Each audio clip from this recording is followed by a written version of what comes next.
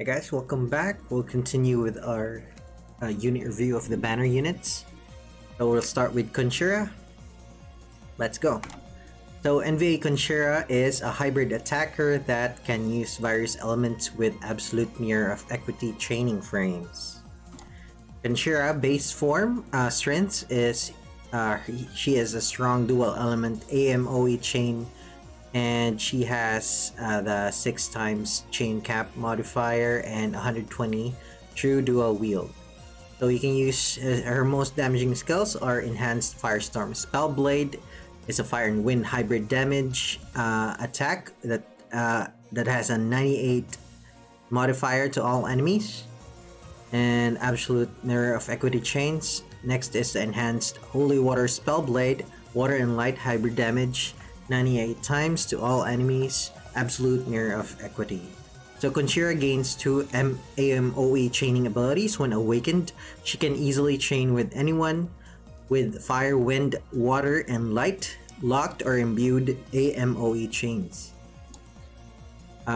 Next strength is her. She got a huge boost to her 7-star skills and triple cast. So permanent triple cast, no need to be unlocked. Skill is the Longing for Peace, level 5, so increases static attack and mag by 500, increases modifier to the following skills. So this is 52 times modifier to Eroja Blade, Fire Azure Blade, Holy Blade, Tandaja Blade, and Waterja Blade. Increases modifier by 73, Superior Mage Blade, Superior Mage Blade 2, Tempest Spell Blade, etc. So those last skills are finisher skills. Alright, so Kunshira can also be used as a finisher. Her blade skills get a huge boost in her mods via her awakening. So they can all be triple casted and they all do 1 hit each. So they're perfect for capping a chain. So you can chain and then do her finishing moves within the chain. You can triple cast them with big modifiers. Alright, the weaknesses in her base form: she's difficult to use in dark visions. No 120 imperils in her base form. So since Kunshira uses dual elements, she's hard to use in dark visions due to specific elemental resistance of the enemies. Her damage will be greatly reduced if the enemy is resistant to one of the elements she uses. She only has 70% imperils for her elements in base form. She needs to brave shift in order to use her 120 imperils. So EX1 awakening is needed to fully maximize her damage if you're not using an external imperil. Kunshira brave shift form strengths. Kunshira gets access to her Magnus ability that has 134 modifier. She can imperil 5 different elements by 120. She can debuff defense and spirit by 85 via her limit burst, and also imperil lightning and wind by 125. So this is the Magnus ability, Grandis Magnus. Pent Elemental Spellblade, 3 uses per battle, unique selection on multicast, fire, lightning, water, wind, and light hybrid damage, 134 to all enemies, AMOE chains. And her Imperil skill is a true falling element. It's on an 8-turn cooldown, available on turn 1. Decrease defense and spirit by 75 for 4 turns to all enemies. Decrease fire, lightning, water, and wind and light resistance 120% for 4 turns to all enemies. She cannot use this on demand though. 4 turn. It only lasts 4 turns, but on an 8-turn cooldown. So make sure you take note of that. Lastly, Turbulent Hurricane, which is her LB, maxed at level 30. It does lightning and wind hybrid damage 104 to all enemies. Decreases defense and spirit by 85 for 3 turns to all enemies, and decrease lightning and wind resistance 125 for 3 turns to all enemies. More strengths here. She also gains 2 abilities with increased break damage to the break gauge when using rods or maces. Break damage is 300 and 500 respectively. She can be useful in Challenge of the Brave if you need the rod break or the mace break. if you don't have White Maid Rosa or Mastermind Zon. She also has access to her AR chaining skills, which can be useful for the chain mission in Dark Visions. So Mage Rod is the physical damage with increased break damage 300 for rod to one enemy. Mage Mace is the Mace version, except it's 500 damage, 500% break damage. And lastly is the Tempest Spellblade, Lightning and Wind hybrid damage, 11 to all enemies, but that gets a boost using her Envy Awakening passive ability, right?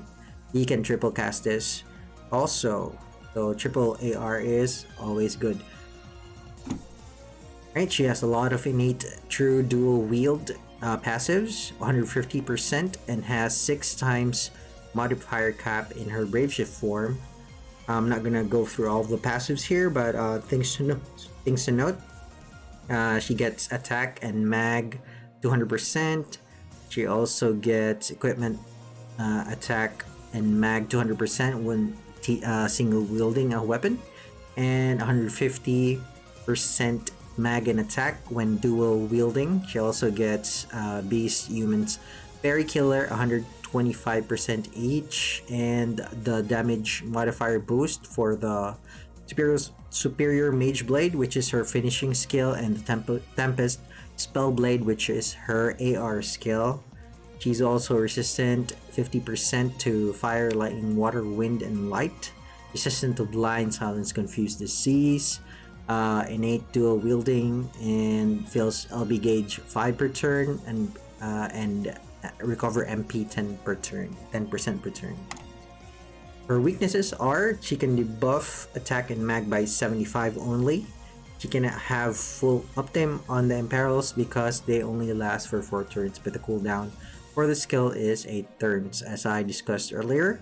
So that's a true falling elements. And her on-demand break skill is a seizing battle stance, decrease attack, defense, mag, and spirit 75 for 4 turns to all enemies.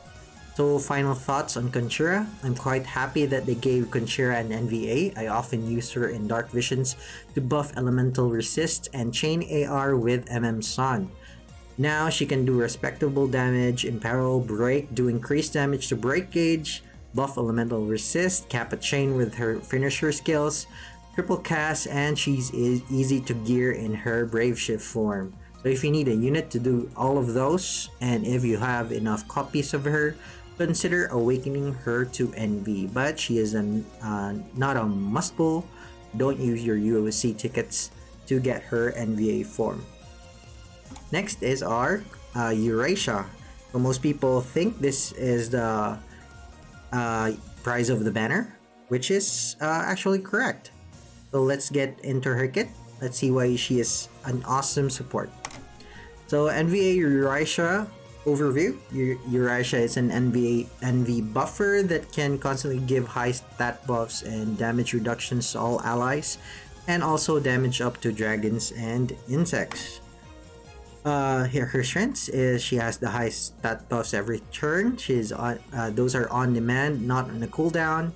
First skill is the 4 element barrier, which increases attack, defense, magic, spirit 250% for 3 turns to all allies.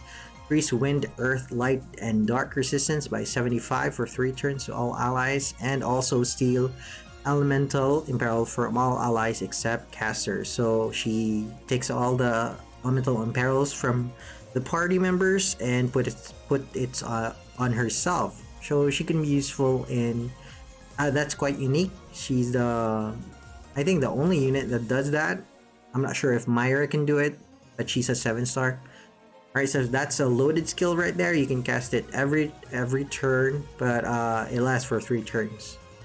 And next is the Protector Stratagem. Mitigate damage taken 50% for 3 turns to all allies.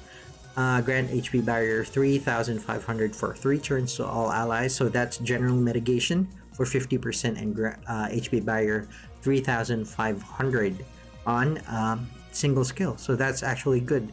You can double cast these 2 skills on turn 1. You're only missing the magic mitigation and physical mitigation and some of the element resistances. But that's good actually. 250, 75, 50, and 3500 is a lot of survival buffs. Yuraisha has 4 elemental barrier that increases all stats of all allies by 250, wind, earth, light, darkness, resistance by 75, and she can keep it up every turn. Grants 100% dragon and insect killer. So first skill is the anti-insect stratagem. Fixed damage 1000 to caster, increase physical damage against insects for 5 turns, all allies, and also with the magic damage.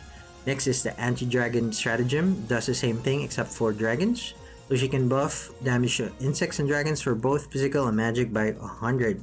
She can cast them every turn also. Her buffs can be useful against Nozochi, which is a future trial, Shinryu, White Dragon, and the Two-Headed Dragon. However, her weaknesses are she can't imbue, no imbue skills in her kit, and she can't triple cast. She's limited to dual casting. Yuraisha has no means of imbuing elements to allies. She can, however, reduce resistance to wind and earth by 100%, but has no means of imbuing them. So her Imperial is the Ruination Stratagem. Decrease Defense Spirit by 65 for 2 turns for all enemies. Decrease Wind and Earth Resistance 100% for 2 turns to all enemies. Yuraisha is limited to acting twice at all times even after her Envy Awakening. Although her killer buffs last for 5 turns, all other abilities last for 3 turns only, so manage your turns well so you don't run out of buffs. Alright, so Yuraisha BS Brave Shift Form Strengths.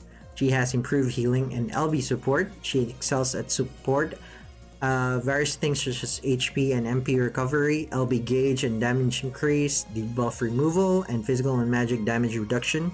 She can stay in Brave Shift form indefinitely. The first skill is the Revitalization Stratagem.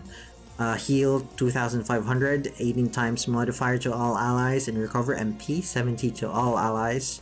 Can be dual casted.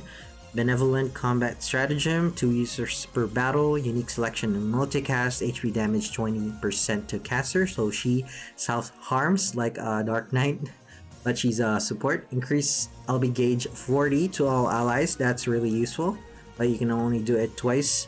Increase LB damage 100 for 2 turns to all allies, that's equivalent to Envy Rain's LB damage buff. MP Dispelled.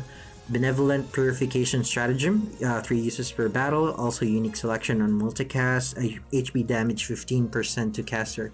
Remove all debuffs from all allies, so that's gonna be useful as well. She excels at, next is Hybrid Interference Stratagem, 4 turn cooldown, available on turn 1, HP damage 10% to caster, mitigate physical and magic damage taken by 60% to all, for 2 turns to all allies. And next is the Wise Embrace, which is her LB at max level, increases attack, defense, mag, spirit 280 for 4 turns to all enemies, grant HP barrier 6000 for 4 turns for all allies, and recover MP 180 to all allies, so that's a big limit burst. Alright, so these are her passives. She has high defensive passives, most notable on Spirit, so 180 Spirit passive, 70 HP, 90 defense, also increases Esper bonus stats by 50%, decreases chance of being targeted by 50, resistant to sleep, silence, paralyze, confuse, petrify, and to stop, so those are good resistances. Increase wind, earth, and light, dark resistance by 70, increase LB gauge by 5 per turn, and MP 15 per turn, so that's a good MP refresh also. Alright, so weaknesses in Brave Shift form, loses on demand and all stat buff and elemental resist. So she cannot use the first skill that does elemental resist and stat buff on her Brave Shift form. She can only do that using her LB. Right, and she also self-harms, but she can just heal it off. Alright, so my final thoughts on Envy Yuraisha. Yuraisha is an insane support unit. She has general and specific damage mitigation, high HP, MP recovery skills, elemental resist buffs, LB damage buff, LB fill, debuff removal, and imperil removal. Her downside is she can't triple cast limited to double casting even when awakened to NV, but that can be managed by a careful turn planning. She also lacking imbue abilities, but I can't really complain considering her overloaded kit. So she is definitely a unit you should awaken to NV if you have enough copies or fragments of her. I would also recommend spending some tickets on the featured banner in hopes of pulling her if you're missing some copies like me. I only have her STMR, so I'm missing 3 more copies. I wouldn't go as far as using an STMR Moogle on her, but that's because I save them for natural NVs. So go ahead and use your UOCs for extra copies if you can spare some. Alright, so bonus unit review. Hess Sage Rowen, his kit is bare bones. He can imbue Imperial Ice by 120%, so you can spread the imbue using Son. He can Imperial the Ice by 120. You can use him as an LB finisher actually, since his LB mod is 100. And it is a magic type physical attack that hits once, so kind of like an New Vision Last Will, except this hits once, Last Will hits twice in BS form. It also has 150 LB damage passive and an active LB damage buff of 200, also 200 magic TDH. So his DMR is quite useful for the Dragon Killers, physical and magic at 50%. And his SCMR is a 200 Katana with 178 mag. It is awesome for NV Last Will. So I wouldn't pull for him, but I'll be quite happy to pull him off banner one day for his TMR. So that ends the review, guys. I hope learn more about the units. Kunshira, Yuraisha, and Hess Sage Rowen. So don't forget to click the sub button so you won't miss out on any future videos I'm gonna upload. Thank you for watching, guys, and take care. Bye bye now.